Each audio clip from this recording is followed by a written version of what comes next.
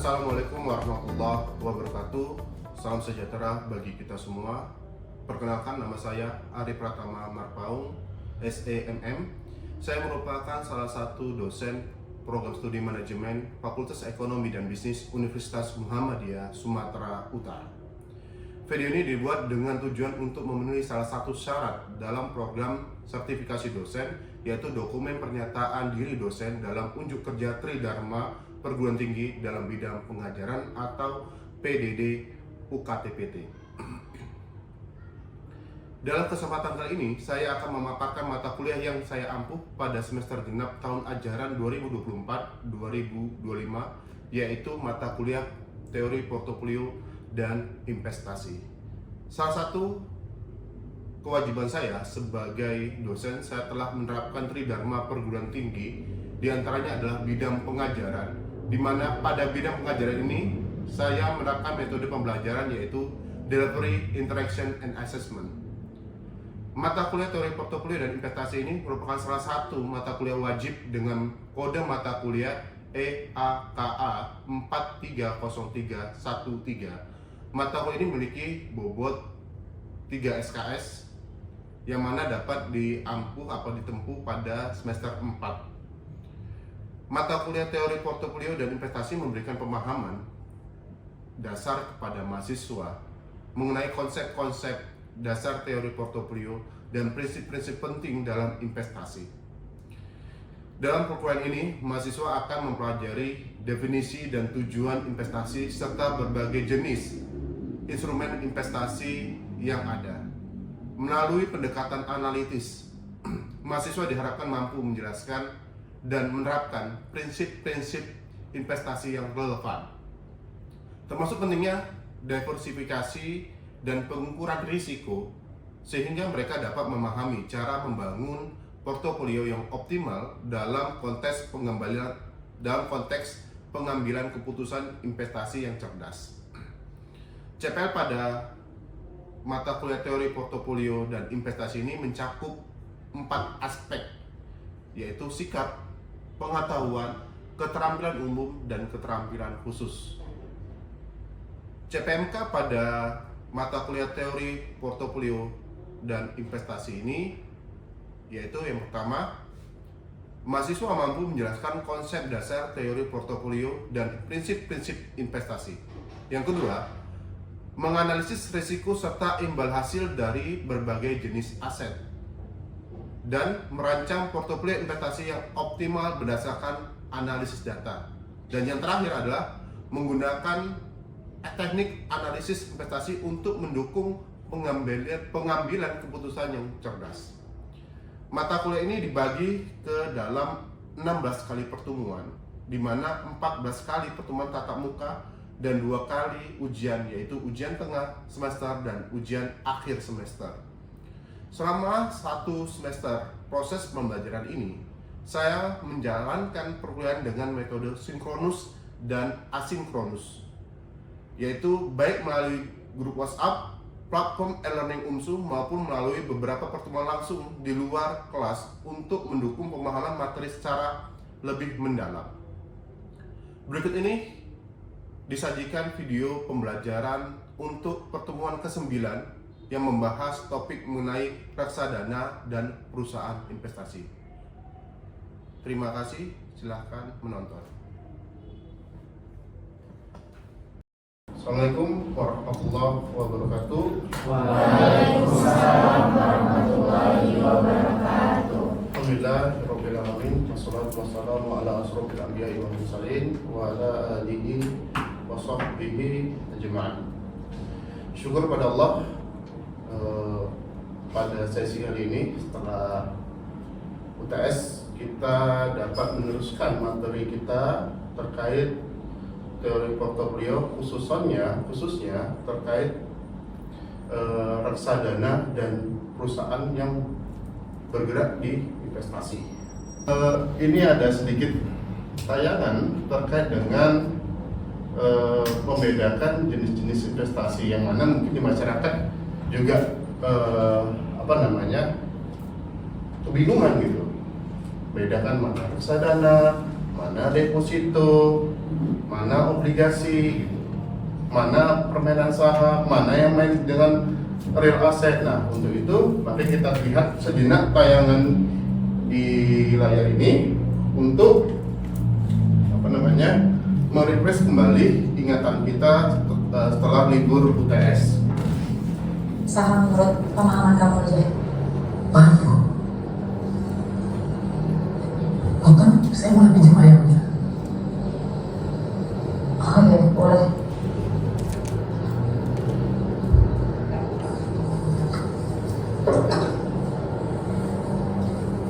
Ibu bayangin, ayam ini adalah duit. Jadi saham ibaratnya, ibu nitipin ayam ke peternakan untuk disuruh kerja. Nanti peternak akan bagi hasil sama ibu sesuai dengan perjanjian awal. Semakin besar ayam yang ibu titipin ke peternakan, semakin besar juga kepemilikan ibu terhadap peternakan itu. Tapi ibu harus hati-hati, dicek dulu dari awal apakah peternakannya bagus, sehat, dan selama ini bagaimana peternakannya, untung atau rugi. Gimana kalau reksadana? Reksadana ibaratnya ayam punya ibu dikumpulkan sama ayam milik orang lain, lalu dicari peternaknya. Ada peternak yang bisa cepat membiarkan ayam ibu tapi risikonya tinggi. Ada juga peternak yang lambat membiarkan ayam ibu tapi risikonya rendah. Terserah ibu mau pilih yang mana peternaknya. Kalau deposito? Kalau deposito ibaratnya saya adalah peternak. Ibu titipkan ayam ibu saya, akan saya urus, akan saya jaga. Tinggal kita berjanjian berapa lama ayamnya mau saya kembalikan. Contoh 5 tahun, setelah 5 tahun ayam ibu akan saya balikin beserta anak-anaknya. Tapi sebelum 5 tahun ayam ibu tidak boleh diambil. Mas gimana mas? Kalau emas, ibu kasih saya ayam, saya kasih ibu emas. Kenapa emas? Karena harga emas setiap tahunnya cenderung naik, sementara ayam tidak. Obligasi? Obligasi adalah surat utang negara. Jadi, negara minjem ayam sama ibu. Mereka janji setiap tahun akan dibalikin ayam ibu sama anak-anaknya. Nah, ayam-ayam milik ibu ini akan digunakan pemerintah untuk membangun negara. Ada lagi. Sudah berapa tahun saya kerja, tapi baru kali ini ada yang jelasin saya segabung ini. Ya udah, kamu satu.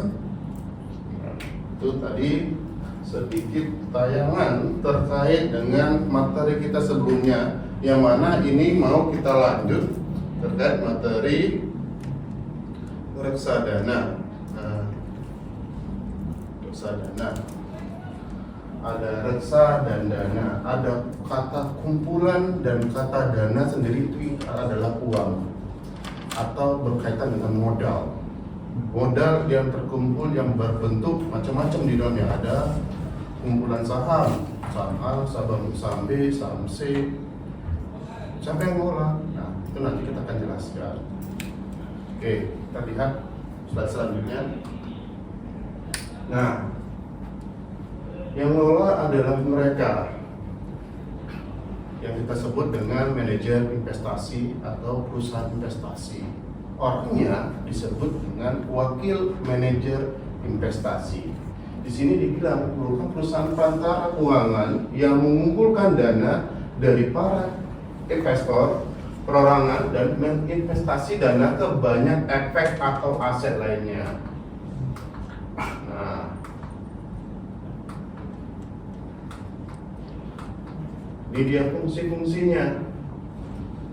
Mereka ngapain sih? Mereka melakukan penyimpanan informasi mana saham-saham yang cepat bergerak atau sekuritas-sekuritas yang cepat bergerak, mana juga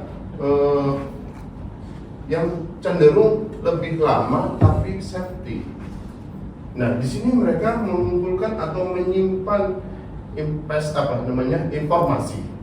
Selanjutnya ada namanya diversifikasi atau pembeda-beda. Kita di awal kemarin sudah membahas bahwasanya, ayo kalau punya duit jangan dikumpulkan pada satu bentukan saja. Seperti contoh, kita kumpulkan dalam bentukan emas. Nah, nanti kalau rumah kita dimaling, emasnya dibawa berantak, habis semua, maka dana kita hilang, risikonya tinggi. Itu seperti pepatah yang mengatakan bahwasanya jangan pernah menyimpan kumpulan telur dalam satu keranjang, dibagi. Kenapa? Ketika keranjang itu jatuh, tersenggol dan sebagainya, dia akan pecah, semuanya pecah. Baiknya bagaimana? Dibagi. Tadi abang saya Vino itu mengatakan bahwasanya baiknya ya kalau bentukan saham itu bentukan investasi itu bermacam-macam. Ada yang modelnya deposito, ada yang modelnya dengan reksadana. Nah, reksadana itu juga isinya macam-macam. Ada kumpulan saham, ada kumpulan deposito, ada kumpulan obligasi, ada campuran. Nah, apa yang mereka lakukan adalah mengelola dengan profesional. Ini nanti untuk dijual. Mereka berjasa atas kumpulan informasi, melakukan diversifikasi, menentukan bahwasanya ini high risk. Yang kita pernah belajar kemarin, high risk artinya adalah tinggi risiko yang biasanya diikuti dengan tingginya pengembalian. Kalau low risk, rendahnya risiko, biasanya diikuti dengan lebih aman dia, pengambilannya rendah biasanya gitu. Kalau kita lihat saham gorengan contohnya itu cenderung lebih cepat. Hari ini 100 bisa besok naik 50%, 150 perak. Kalau kita lihat saham-saham gede itu naiknya kadang ya sekian rupiah saja atau turunnya sekian rupiah saja. Kenapa? Karena dia cenderung memang bergeraknya tidak terlalu cepat. Apalagi perusahaan-perusahaan yang mature ya. Contohnya Unilever, contohnya perusahaan apalagi perbankan seperti BCA dan sebagainya. Terus mereka karena ini sudah melakukan kegiatan ketiganya, maka dia juga berhak memberikan biaya atas apa yang mereka lakukan, yaitu biaya transaksi pada reksadananya. Ya udah mereka ngumpulin, mereka udah kasih tahu ini bahwasanya begini setiap hari dia update itu bahwasanya reksadananya begini. Nah, dia juga bagi ini yang risk rendah, ini moderat, ini yang tinggi. Terus kita kelola dengan profesional, maka mereka apapun wajib ya sudah selayaknya melakukan yang namanya pembiayaan atau biaya atas transaksi yang kita lakukan atau investor lakukan waktu ketika membeli kumpulan reksadana tersebut. Oke. Reksadana adalah wadah untuk menghimpun dana masyarakat. Di dalamnya investor, masyarakat itu ya semua yang berkepentingan tentunya yang mau melakukan investasi, yang kita sebut di kata lain investor, yang dikelola oleh badan hukum yang bernama manajer investasi. Itu perusahaannya, orangnya tadi bilang wakil manajer investasi. Terus kemudian diinvestasikan dalam surat berharga dalam bentuk portfolio efek. Berarti dia berbentuk, kalau di pertemuan kedua kita sudah bahas bahwasanya itu termasuk dalam financial asset atau yang berbentuk dalam surat pernyataan. Bahasanya saya pemilik saham A. Bahasanya saham B punya utang ke saya. Saya pemilik kumpulan dana. Gitu. Terus manajer investasi akan mengatur porsi penempatan dana kita pada pasar uang, saham, surat utang, dan mereka pula yang menentukan komposisi yang apa yang dibeli. Dia menentukan mau yang mana kak, abang, ibu, bapak. Aku takut risiko tinggi, gak apa-apa lah, yang penting duitku aman. Dia akan sodorkan kumpulan reksadana dengan risiko rendah. Gitu. Nah, ini jenis-jenisnya, bentukan reksadananya. Pertama ada yang berbentuk reksadana uang atau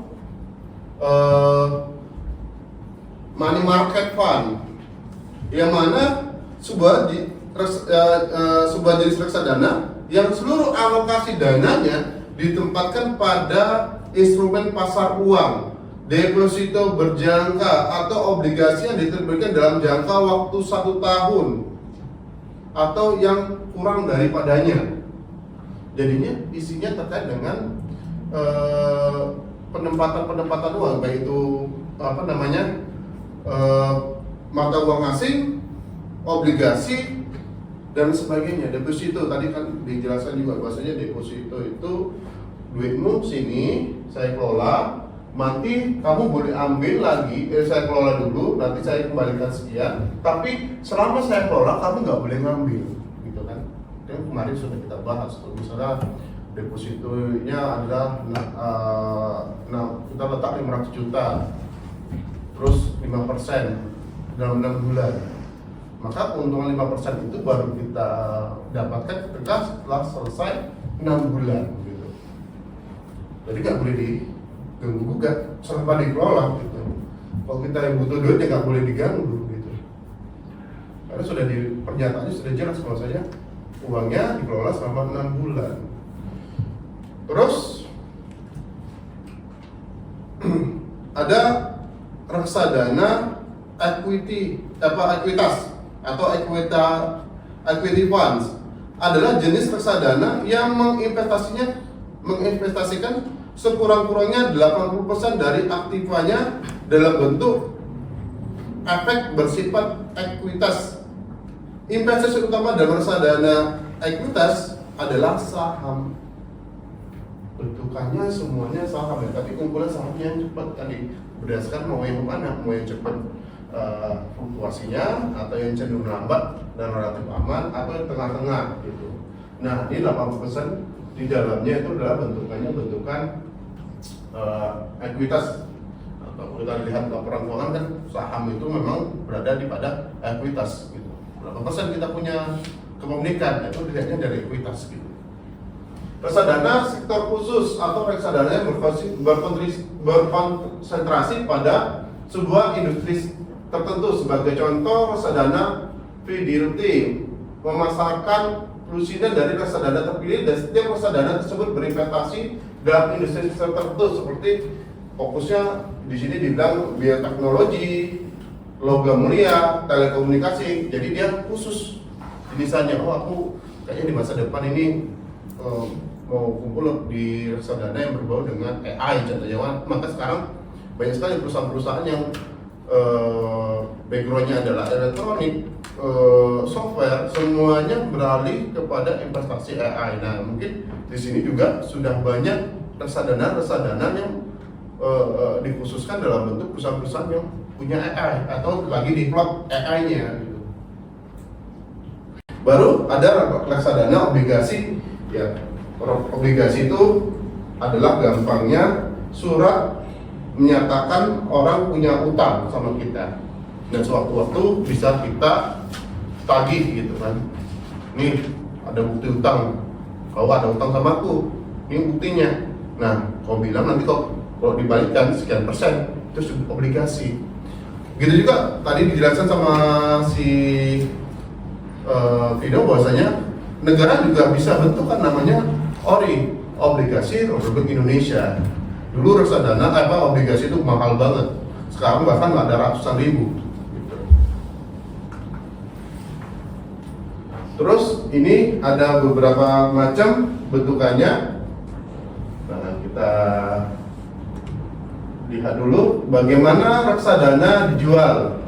Reksadana biasanya dipasarkan ke masyarakat baik secara langsung oleh penjamin emisi reksadana maupun secara tidak langsung melalui perantara pedagang efek atas nama penjamin emisi. Yang sekarang banyak kok. Nanti kalau kalian lihat ada beberapa perusahaan saya yang mau endorse itu menawarkan jelas-jelas ini reksadana kumpulannya begini. Nah, tinggal lihat nanti standarnya dia masuk ke morning fund berapa. Makin tinggi, saya bilang tadi makin terpercaya.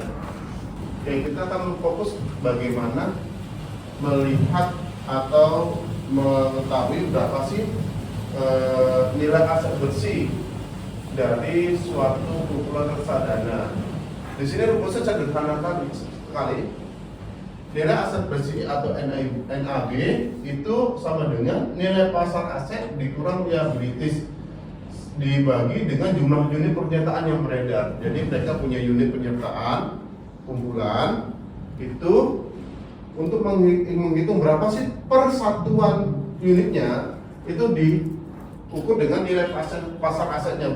Katakan nilai pasar asetnya adalah 1 triliun dan unit yang beredar adalah 1 juta, maka tinggal dibagi, tapi dikurangi dulu diabetes itu biaya-biaya tadi. Nah, ini kita kasih contohnya. Di sini ada 120 berapa tuh? Miliar. 120 miliar adalah nilai pasarnya.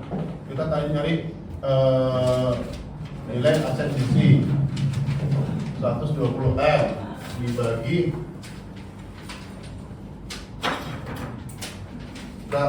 dikurang dulu, dikurang total kewajibannya ada 5 M dibagi 5 juta ya. Ini dikurang ini sama dengan 115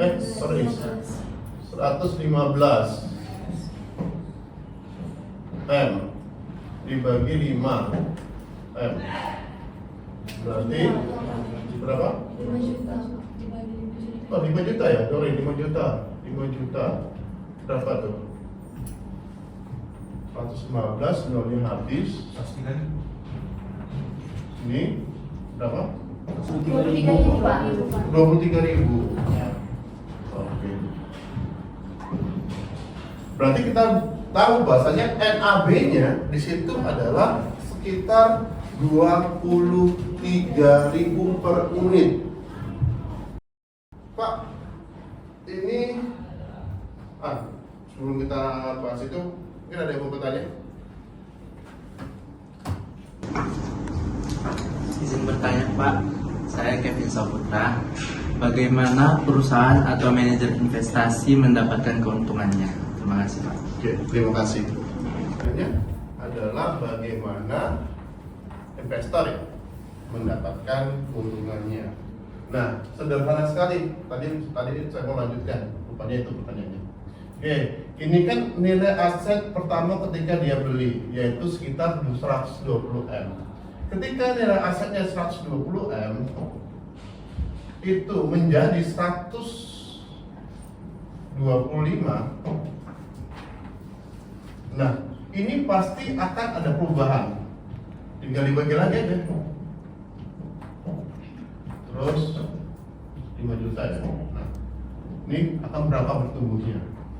Sekitar 12 berapa tuh? 5 berapa? 1 12 2 sekitar 24.100, berarti ada sekitar 1.100 kenaikannya. Ini baru dari perubahan ketika memang terjadi kenaikan pada nilai aset atau nilai pasarnya. Nah, belum lagi ketika dia sudah setahun katanya, dia akan kasih misalnya dividennya. Katakan dividennya dia dapat 200.000. Nah, itu misalnya di sini dia punya 1.000 saja, kita tambahkan 1.000, maka sekitar 1.100.000 ditambah 200.000, maka keuntungan bersihnya bisa 1.300.000. Oke, seperti itu. Terus ada lagi kira-kira mau bertanya? Tadi Mbak ini tadi yang oke, dia silakan. Kenapa dalam perhitungan NAV itu harus dikurangi total kewajiban? Oke. Pertanyaan yang bagus. Kenapa sih dikurang dengan liabilities untuk NAV atau net asset value atau nilai aset bersih? Ya, ini bahasanya tadi pakai NAV ya. Berarti dia ada baca buku. Oke. Pertama di sini kan ada likuiditas. Likuiditas itu apa sih sebenarnya Pak? Itu adalah biaya-biaya yang harus dibayarkan. Maka kita nggak bisa kita klaim ini. Kalau diklaim langsung 5 sorry ini salah tadi Bu. Ini harusnya 120 harusnya nih. Berarti sekitar berapa tadi itu 24 ya, 24.000 naik 1.000 berarti 1.200 harusnya ya. Oke, salah tadi. Nah, ini adalah untuk di sini ada biaya-biaya terkait dengan kerja-kerja yang dilakukan oleh manajer investasi, termasuk di dalamnya pajak juga, termasuk di dalamnya upah broker, termasuk di dalamnya itu adalah bagaimana perusahaan investasi itu tetap bisa bertumbuh. Bagaimana caranya? Itu tadi dia meletakkan beban. Contoh dia meletakkan fee-nya adalah sekitar 1%, biasanya nggak jauh antara 1 atau 2% gitu. Nah, kata 1% dari 120 miliar berarti kan sekitar 1,2 M itu adalah milik si manajer investasi. Di sini letaknya 5M, yang 5M itu termasuk pajak dan sebagainya. Kalau 2M Pak dia letak berarti sekitar 2,4, berarti sisanya tadi. Di sini dia dapat keuntungan gitu. Ya masa iya kita kerja nggak dibayar, kan lucu. Nah, mereka menetapkan segini, kalau mau saya susun ini. Nah, ini biayanya. Oke, ini dia nanti saya akan share di e-learning kita. Silahkan nanti diakses seperti biasa di e-learning, bahan-bahan yang sudah saya ajarkan. Terus nanti ada tugasnya di dalam, gitu. Tugasnya adalah mengukur NAV terus atau NAB, nilai aset bersih, terus menghitung ini kira-kira berapa sih yang kita dapat secara persenan. Nah, itu nanti kalian coba isi di dalam e-learning langsung jawabannya ya. Nanti kalau yang belum jawab kita suruh dia jelaskan di depan, suruh orang-orang biar kita duduk di belakang gitu ya. Bisa? Oke. Mungkin itu aja dari saya untuk sesi kelas ini.